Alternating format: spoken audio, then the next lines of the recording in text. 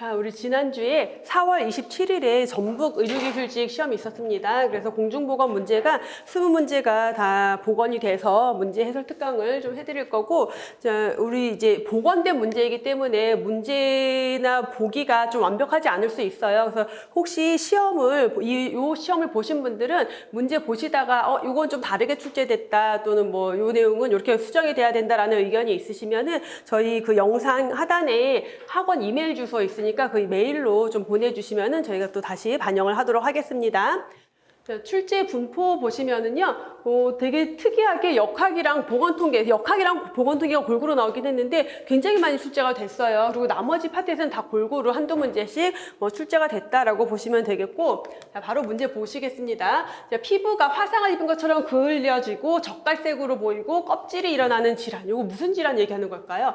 이거 근데 비타민 결핍이잖아. 제가 비타민 결핍에 대한 수업할 때 이렇게 피부가 막 이렇게 벗겨지고 이런 거 증상이 어떤 거에 있다, 어떤 질병에 있다라고 얘기했던 거 기억날까요, 여러분? 했던 건 기억나는데 그게 뭔지 모르겠어. 펠라그라병 기억나요, 여러분? 펠라그라병.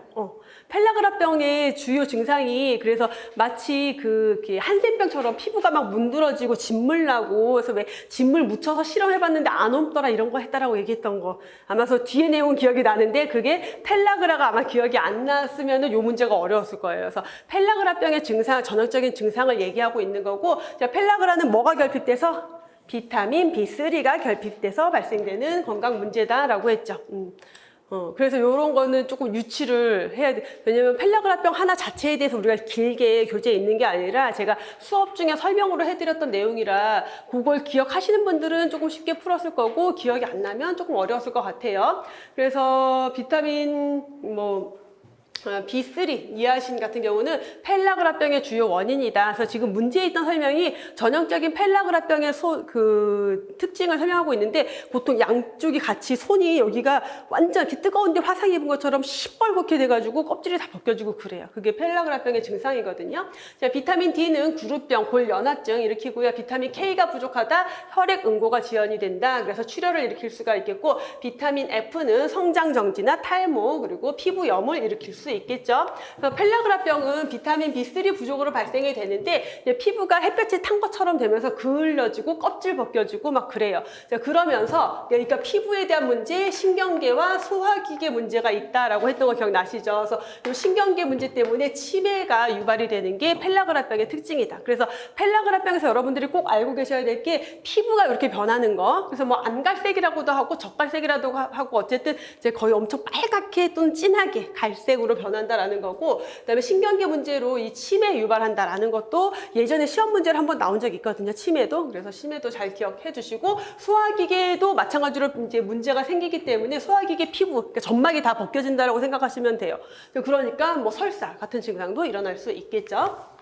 자, 외부의 신선한 공기를 실내로 불어넣고, 자, 실내에 오염된 공기는 창문을 통해서 그냥 저절로 나가게 한대요. 그러면 우리가 이제 인공환기법을 얘기하는데, 인공환기법 중에서 외부 공기를 가지고 오는 게, 깨끗한 외부 공기를 갖고 오는 게 송기식, 안에 있는 오염된 공기를 인위적으로 내보내는 게 배기식이고, 얘네 두 개를 합쳐놓은 게 평형식이죠. 그러니까 정답은 송기식이 되겠죠. 그래서 이 인공환기법의 공기조정법은 제가 그냥 그 캐리어라고 해서 우리 요즘 이렇게 에어컨처럼 이렇게 많이 되어 있는 거 있잖아요. 그래서 천장형에 막 이런 것들을 이용해서 그 실내의 공기, 온도, 습도 이런 것들을 조절하는 방법이고, 배기식은 선풍기나 팬을 이용해서 이 실내에 오염된 공기를 인위적으로 바깥으로 배출해내는 그런 방식이다. 송기식은 팬에 의해서 외부 공기를 이번에는 밖에 있는 외부 공기를 안으로 가지고 들어오고, 실내에 있는 오염 공기, 실내의 공기가 저절로 나가게 하는 거예요. 그러다 보니까 얘가 완전히 다 나가지는 못하겠죠. 그래서 오염된 것들이 그냥 이렇게 흩어져 있을 수가 있기 때문에 불쾌감을 초래할 수 있다는 거고, 배기와 송기를 합친 것을 평형식이라고 했죠. 자, 3번 2급 감염병이고요. 임산부가 감염이 되면은 태아에게 영향을 주는 수직 감염이 문제가 된다. 홍역과 비슷하다. 답을 다 드렸어요. 홍역과 비슷한데 홍역보다는 증상이 좀 약하고 림프절 비대를 유발한다. 뭐예요? 얘네들 중에서 수직 감염되는 건 풍진이죠. 정답은 2번. 그래서 풍진은 2급 감염병이고 홍역이랑 비슷하게 발진이 생기지만 차이점이 홍역보다는 전신 증상이 조금 약하다라는 거. 그리고 림프절 비대 있고 불연성 감염도 좀 많다. 병원체는 루벨라 바이러스죠. 사람이 병원 소고 비말에 의한 감염, 공기 감염도 가능하고 그리고 수직 감염이 된다라는 거, 잠복기 2주에서 3주 예방을 위해서는 예방접종 MMR 혼합 백신으로 예방접종하고 있죠. 자, 다음 4번에 역학의 궁극적인 목적. 역학은 뭘 위해서 하는 학문이다? 질병을 예방하고 근절하고 건강을 증진시키는 게 가장 궁극적인 목적이겠죠. 그래서 정답은 2번이 되겠고요. 자, 역학이라고 하는 것은 그래서 누구를 대상으로? 인구 집단, 여기서 뭐 인간 나오면 안 된다, 사람 이렇게 하면 안 된다라고 했어요. 인구 집단을 대상으로 건강과 관련된 모든 사건들의 빈도, 분포, 결정 요인을 규명하고 그걸 통해서 뭐예요? 결정 요인을 알았으니까 그걸 예방해서 질병을 예방하고 건강을 증진시키고자 하는 학문이다라고 했습니다. 자, 5번에 인수공통감염병에 해당하는 것 고르라는데, 자, 브루셀라, 탄저, 결핵은 대표적인 인수공통감염병이고 홍역은 사람만 걸리는 감염병이죠. 그래서 정답은 2번이 되겠고요. 인수공통감염병, 그래서 소가 병원수인 감염병들, 돼지, 양 뭐 이렇게 쭉 있는데 여기에 이 감염병들의 인수공통감염병을 찾아라라는 문제는 되게 많이 나오는데 여러분들이 한 번 더 짚고 가셔야 될 게 우리가 감염병 예방법에서 질병관리청장이 딱 고시한 인수공통감염병들이 있잖아요. 걔네들이 여기에 다 있진 않아요. 그러니까 이 모든 게 고시된 감염병은 아니다라는 거예요. 다시 말하면 거기에 없어도 인수공통감염병인 애들은 많아요. 근데 우리나라에서 주로 문제가 되는 것들만 별도로 고시를 해놓은 거죠. 그래서 문제를 풀 때 이 문제가 만약에 답이 안 나온다. 다 인수공통감염병인데 이럴 때는 이 문제가 법에서 규정한 질병관리청장이 고시한 인수공통감염병을 묻고 있는 건지 아니면 그냥 인수공통감염병을 통째로 묻고 있는 건지를 좀 구분하셔야 되는 경우들도 있습니다. 그래서 그 정도만 조금 주의해서 보시면 되겠고요. 요거는 넘어갈게요.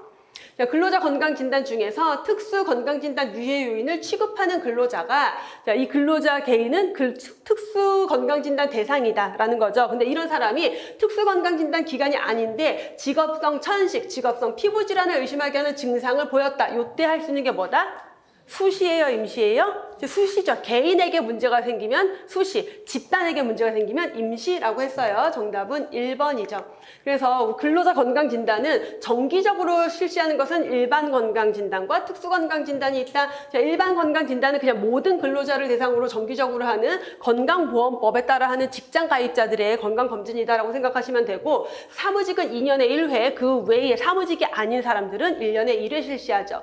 자, 특수건강진단은 특정 유해 인자를 취급하는 근로자들은 직업병 발생 위험이 높아요. 그래서 이 사람들에 대해서 직업병을 조기에 발견하기 위한 목적으로 특수건강진단 기관이 따로 있죠. 거기 가서 실시하는 게 특수건강진단 기관이 진단이다. 화학물질을 직접 제조하거나 취급하는 사람들은 더 위험해요. 그래서 여기는 6개월에 한 번 하고요. 그 외의 근로자들은 1년에 한 번 실시한다. 그래서 이런 것들 화학적인 인자, 분진, 물리적 또는 야간 작업 이런 것들이 해당이 되고요. 배치장 건강진단은 근로자를 신규 채용하거나 또는 뭐 사무직 근로자를 부서를 이동을 했는데 이제 특수 건강진단 대상 업무를 하게 됐어요. 새롭게. 그럴 경우에는 그 일을 시작하기 전에 미리 건강검진을 한 번 더 해야 된다라는 거.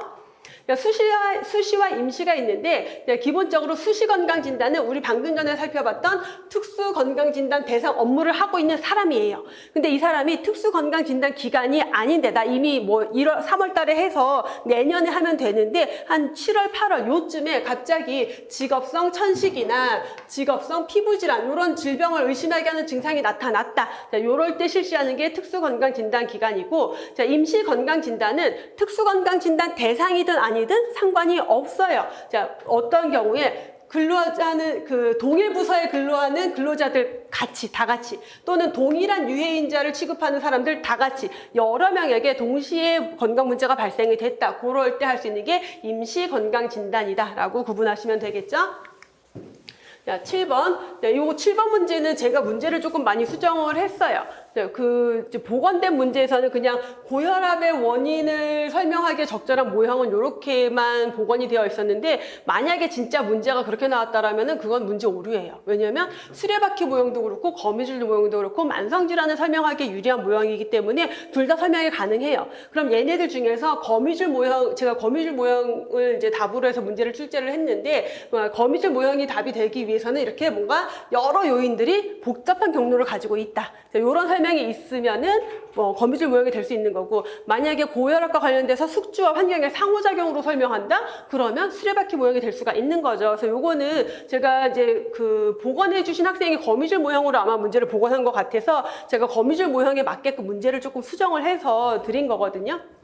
그래서 이렇게 고혈압은 가족력, 성, 흡연, 식습관, 운동 부족, 비만, 환경 이런 모든 것들이 서로 얽혀서 복잡한 경로로 관여한다. 이렇게 설명하면은 거미줄 모형에 대한 설명이 되겠죠. 정답은 3번이고요. 하나씩 보시면 역학적 삼각형 모형은 어떻게? 병인, 숙주, 환경 세 가지 요소가 상호작용을 해서 질병이 발생한다라고 설명했기 때문에 역학적 삼각형 모형은 감염병을 설명하기엔 적절하지만 고혈압처럼 만성질병을 설명하기에는 적절하지 않다라고 했고, 거미줄 모형은 여러 가지 직접적인 간접적인 요인들이 복잡한 경로로 영향을 준다라는 걸 설명하는 거죠. 그래서 이렇게 심근경색증이라는 질병이 발생하기까지 질병의 뭐 병인이든 숙주든 환경이든 뭐 전부 상관없이 다 갖다 집어넣어서 설명하는 것을 거미줄 모형이라고 했고, 수레바퀴 모형은 이제 숙주를 둘러싼 환경, 숙주와 환경의 상호작용으로 질병 발생을 설명하는데, 숙주는 어떤 숙주다? 유전적 특성을 가지고 있는 숙주다라는 게 가장 핵심이죠. 그래서 숙주와 환경의 상호작용으로 설명하면서 유전이 숙주 안에 포함이 되어 있어서 숙주 자체의 저항 능력을 좀 중요하게 보는 모형이다라고 보시면 됩니다. 그래서 이렇게 설명을 하고, 자, 8번 문제. 모자보건 용어 설명 옳은 것. 모자보건 용어도 시험 문제 정말 많이 나와요. 그래서 미숙아는 37주 미만 출생아 또는 출생시 체중이 2.5kg 미만인 경우에 우리가 미숙아라고 했고요. 주산기는 임신 28주 이후 그리고 생후 얼마예요? 28일이 아니라 7일, 뭐 일주 또는 7일이라고 해야 맞겠죠. 자, 그다음에 모성은 누구예요? 임산부와 산욕기가 아니라 가임기 여성이다.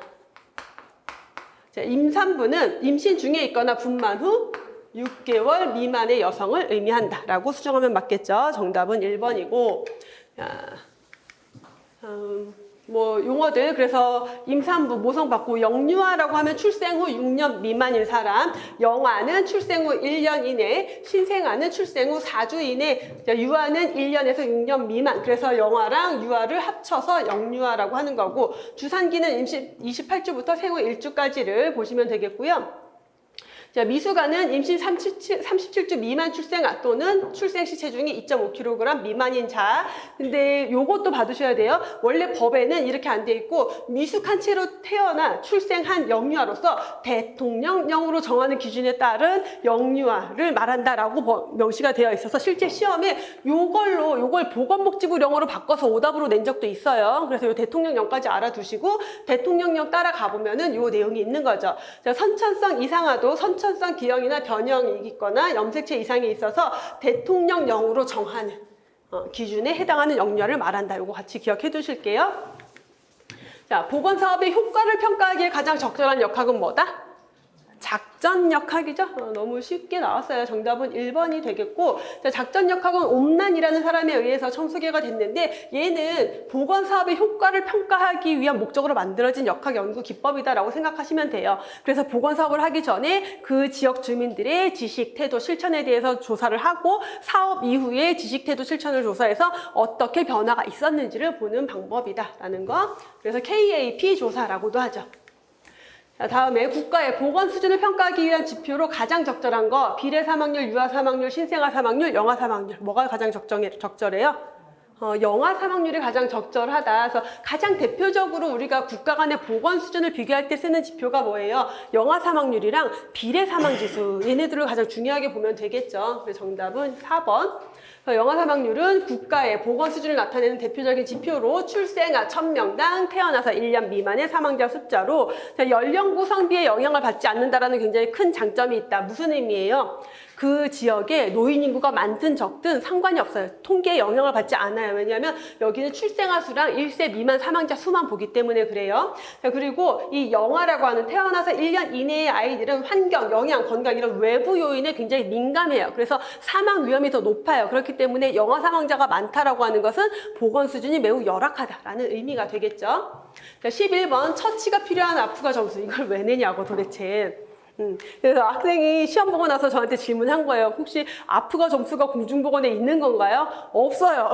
이거는 간호학에서도 원래 이제 우리가 간호직이랑 보건직이 겹치는 게 많긴 하거든요. 근데 간호직 같은 경우는 지역사회 간호랑 간호관리 시험을 봐요. 근데 지역사회 간호는 공중보건이랑 한 80% 이상 거의 겹치고 내용이, 간호관리는 보건행정이랑 80% 이상이 겹쳐요. 근데 제가 알기로는 이 아프가 스코어는 지역사회에도 없고 그 간호관리에도 없어요. 이건 신생아 간호에 있는, 그러니까 모성간호에 모자보건에 대해 모성보건, 모자보건, 아니다, 소아간호학? 이제 생각이 안 나네. 아동간호, 그래, 맞아. 아동간호에 있는 내용이 아동간호. 이거를 왜 내? 이거 어떻게 공부해요? 하지 마세요. 이거는 그냥 만점 방지용 문제인데 아마도 출제자가 간호학 쪽 전문성을 가지고 계신 분이 아니었을까 싶어요. 그래서 이렇게 출제가 됐고, 정답은 이게 이제 보기가 어떤 사람은 4, 6, 8, 10 이렇게 나왔다고 얘기한 사람도 있는데 4와 6이 같이 있으면 답을 고를 수가 없어요. 근데 이제 제가 최종적으로 학생들한테 물어본 거는 4, 8, 9, 10 이렇게 나왔다라고 하고 답은 그러면 4입니다. 이런 문제 나왔을 때 우리가 모르는 거잖아.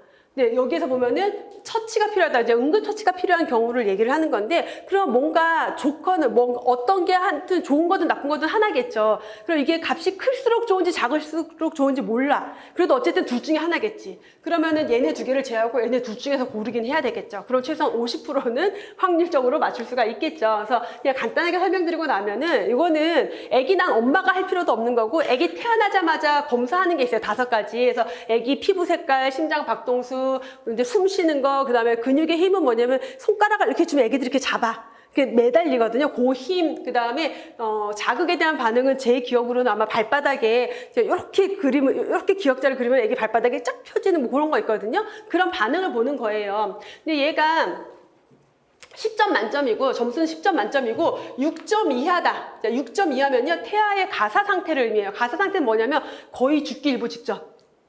숨은 붙어 있지만 거의 아예 의식이 없고 심폐소생술을 통해서 살려볼 수는 있는 정도예요. 그리고 4점은 더 열악한 상태라고 보시면 돼요. 그래서 태어나자마자 1분, 태어나자마자 바로 하고 5분 있다가 바로 하고 이렇게 하는 거예요. 이런 거 있구나 하고 넘어가시면 됩니다. 이런 것들은 만점 방지용이기 때문에 저런 것까지 어떻게 공부해요? 못해요. 간호하고 우리가 다 뒤질 수도 없고, 그래서 이런 것들은 그냥 버리고 찍어야 돼요. 어쩔 수 없어. 자, 그래서 11번은 그래서 아프가 스코어 4로 정답을 체크하시면 되겠고, 자, 12번 문제는 2차 예방에 대한 문제인데, 자, 폐암과 관련된 2차 예방이래요. 예방접종을 한다. 예방접종 자체는 1차 예방인데 폐암에 대한 예방접종은 또 딱히 없죠. 흡연자에게 담배 위험을 교육하는 것은 1차 예방이겠고, 폐 CT를 통해서 검사하는 거니까 2차 예방, 폐 절제술 후에 운동에 대해서 교육하는 것은 3차 예방 정도로 볼 수가 있겠죠. 사실 요거는 요 뒤에 그 보기가 복원된 게 없어서 그냥 제가 만든 거예요.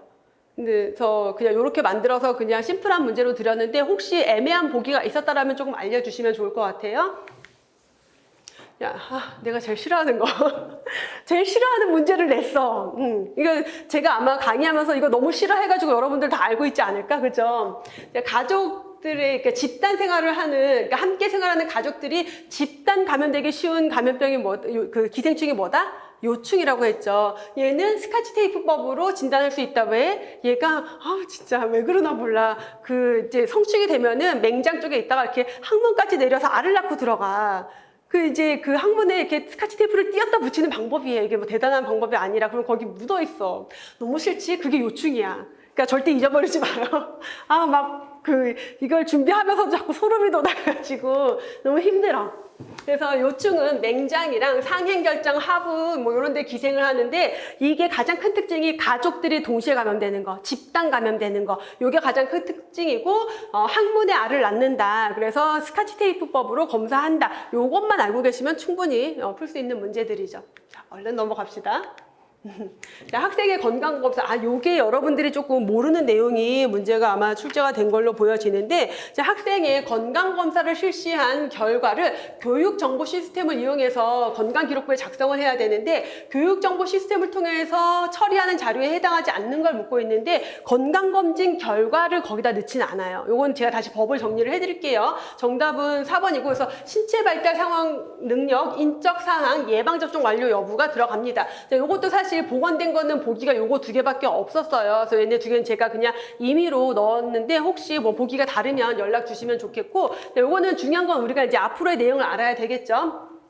자, 건강검사를 우리가 학교의 장은 건강검사를 해야 된다라고 했어요. 그럼 건강검사를 하고 난 다음에는 그 내용에 대해서 이제 기록하고 관리를 해야 되는데, 교육정보 시스템을 이용해서 기록하고 관리하게 되는 자료들을 명시하고 있어요. 그게 뭐냐면 학생의 인적사항, 그러니까 교육정보 시스템에 들어가면 내 자료가 올라가 있는 건데, 그게 인적사항이랑 신체 발달 상황 및 능력이 들어가야 되고요. 자, 그 외에 교육부령으로 정하는 사항을 이 교육정보 시스템에 다 기록을 해놔야 돼요. 그래서 그 대통령령을 따라가 보면 여기에 건강검사 규칙이 있거든요. 그래서 규칙에서 보시면은 추가되는 게 예방접종 완료 여부가 들어가고요.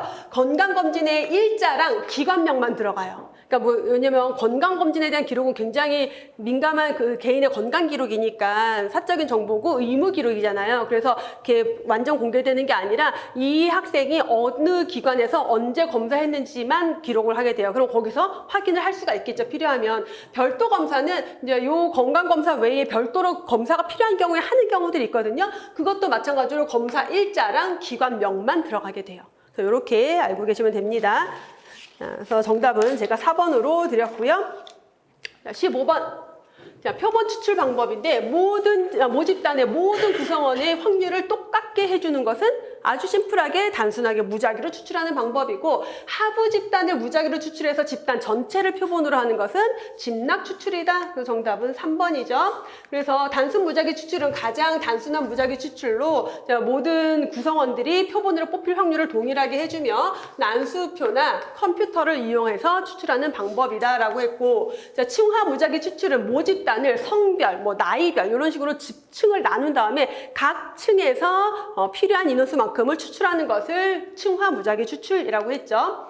계통 추출은 1번부터 100번까지 순서대로 잘 목록이 정리되어 있을 때 일정한 간격으로 추출하는 것. 그래서 간격을 일정한 간격으로 표본을 추출하는 게 계통 표본 추출이고, 집락 표본 추출은 개인을 표본으로 뽑는 게 아니라 그냥 집단 전체를 통으로 표본을 뽑는 것이다. 그래서 대상자가 이렇게 넓게 흩어져 있을 때 보통 뭐 학생들을 대상으로 뭔가 조사를 한다 그러면은 중학생들이 뭐 전국에 또는 서울 전역에 퍼져 있기 때문에 학생 한 명 한 명을 표본으로 뽑는 게 아니라 어떻게 해요? 저 서울시에 있는 중학교 100개 중에서 뭐 10개의 표본을 뽑고 그 10개의 중학교 중에서 1학년 1반, 2학년 1반, 3학년 1반을 다 그냥 통째로 표본으로 뽑는 그런 방식이 집락 표본 추출이죠. 자, 역학의 종류 연결 너무 심플하게 나왔죠? 2단계 역학. 자, 1단계는 기술 역학, 2단계는 분석 역학, 3단계는 이론 역학이죠. 그래서 1단계는 2단계 역학이니까 분석 역학이고, 자, 이론 역학은 분석 역학이 끝나고 난 다음에 거기에서 확인된 질병의 원인들 이런 것들에 대해서 조사 결과를 수식화하는 3단계 역학이다라고 했죠. 그래서 정답은 분석 역학과 이론 역학이 되겠고, 이 역학 조사의 환이라고 하는데, 그래서 우리가 1단계로 기술 역학 조사를 하고요. 이 기술 역학을 통해서 하는 게 뭐다? 가설을 설정한다. 그리고 이 가설이 맞는지 틀리는지 확인해야 되죠. 그게 2단계 역학인 분석 역학이 되는 거고, 이 분석 역학을 통해서 가설을 검증했다. 그러면 원인이 뭐야, 위험 요인이 뭐야가 밝혀졌으니까 그거와 관련된 이론을 정립하는 것, 결과를 수식화하는 게 이론 역학이 되겠죠. 자, 다음에 17번 문제 보실게요. 자, 위험 요인에 노출된 집단이랑 노출되지 않은 집단을 비교했을 때 노출된 집단이 질병 발생 위험이 몇 배 높은지 나타내는 게 뭐다? 비교 위험도 또는 상대 위험도라고 했어요. 정답은 1번이고, 자, 기여 위험도, 기속 위험도는 둘이 같은 말이죠. 비교 위험도, 상대 위험도랑 비교 위험도는 같은 의미, 기여 위험도랑 귀속 위험도가 같은 의미다. 그래서 상대 위험도, 비교 위험도는 노출군이 비노출군보다 질병 발생률이 몇 배 높아라는 의미고, 기여 위험도, 귀속 위험도는 무슨 의미예요? 노출된 사람들이 노출된 사람들이 질병에 걸린 사람들, 그러니까 노출되고 질병에 걸린 사람들 중에서 실제 그 원인 때문에 질병에 걸린 사람이 몇 %야. 그러면 그 요인을 제거하면은 질병 발생률의 몇 %를 예방할 수 있다는 의미가 되는 게 기여 위험도, 귀속 위험도죠. 비교 위험도는 비노출군에서의 발생률 또는 발병률분의 노출군에서의 발병률, 발생률로 계산을 하게 되고, 자, 비교 위험도가 1이다라고 하는 것은 노출군이랑 비노출군의 질병 발생률이 똑같다. 자, 1보다 크다라고 하는 것은 비노출군보다 노출군에서 환자가 더 많이 발생했다. 1보다 작으면 뭐예요? 노출되지 않은 사람들이 질병에 더 많이 걸렸다. 그 말은 이 요인은 질병에 대한 예방 효과가 있다라는 의미가 되겠죠. 자, 18번. 40세 여성 A는 충수염으로 진단을 받아서 입원 후 복강경을 이용한 충수절제술을 하고 3일 뒤에 퇴원했대요. 자, 우리나라에서 충수염 진단으로 충수절제술을 했다? 그럼 어떤 수가가 적용이 된다? 포괄수가제가 적용이 된다라고 했어요. 정답 2번이고, 그래서 7개 질병군에 대해서만 우리는, 그러니까 기본은 행위별 수가제인데 7개 질병군에서만 포괄수가제를 적용하고 있다. 그래서 안과에서 수술하는 백내장 수술, 그리고 이비인후과에서 하는 편도 아데노이드 수술, 외과에서 항문 수술, 탈장 수술, 맹장 수술, 맹장 수술이 충수절제술이죠. 이렇게.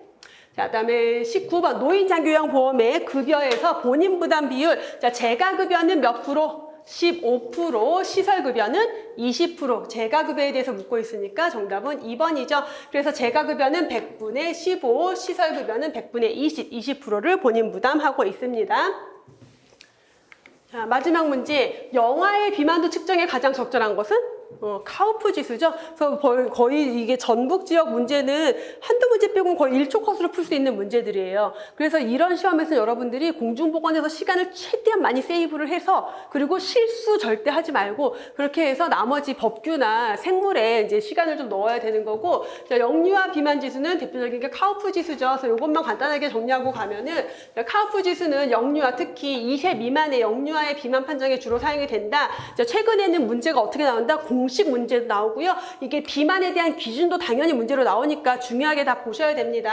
신장의 제곱분의 체중 곱하기 10의 4승으로 계산을 하고 20 이상이면은 비만으로 판정을 하게 되죠.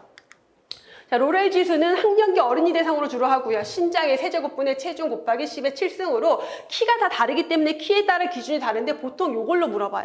150cm 이상인 학생들 같은 경우 160 이상이면 비만이다. 자, 베르벡 지수는 신장분의 체중 더하기 흉위, 가슴둘레를 더해서 계산을 하고요. 92 이상이면 비만이죠. 자, 비만도 지수는 브로카 인덱스라고 하는 표준 체중을 구한 다음에 실제 체중이 표준 체중보다 얼마나 더 나가는지를 계산을 해서 20% 이상 더 나간다 그러면 비만으로 판정을 하고, 자, 마지막으로 BMI 가장 많이 사용하는 거죠. 신장의 제곱분의 체중인데, 자, 앞에서 신장은 다 센티미터였지만 여기는 제곱이다. 그래서 신장의 제곱이란다. 신장은 미터다. 그래서 미터의 제곱입니다. 그래서 160cm다. 그러면 1.6에 제곱해야 되겠죠. 분의 체중으로 해서 25 이상이면은 비만으로 판정을 하게 됩니다. 자, 여기까지 해서 전북 지역 기출문제를 모두 풀어봤고요. 자, 이 시험 보신 분들은 좋은 결과 있길 바라고 다음 시험 준비하시는 분들께 도움이 되길 바랄게요. 수고하셨습니다.